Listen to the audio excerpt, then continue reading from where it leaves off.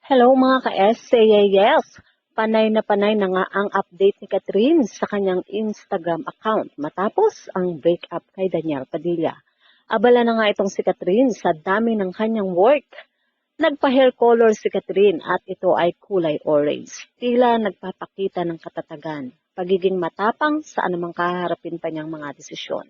Napaka-bold ng kulay orange para sa hair, kaya naman siguro ito nga ang pinili ni Catherine na ikulay niya para ipakita na siya ay mananatiling fearless, walang takot.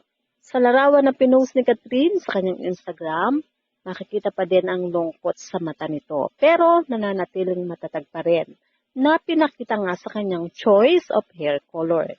Kabog, ang ganda, perfect. Ilan lang yan sa mga reaksyon sa new color hair nitong si Catherine. Samantala, bagong blessing kay Catherine, ang pagiging new ambassador ng company na Anchorland.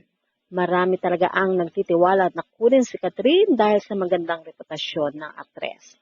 Bukod sa mga post nitong si Catherine ay waiting na din sa nalalapit na showing ng kanyang movie na Elena 1944. Talaga namang nag-uumapaw ang blessing dito kay Catherine at hindi pa yan.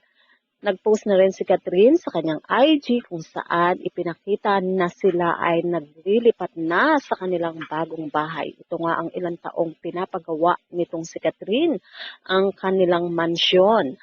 At sasalubungin nila ang New Year sa kanilang bahay.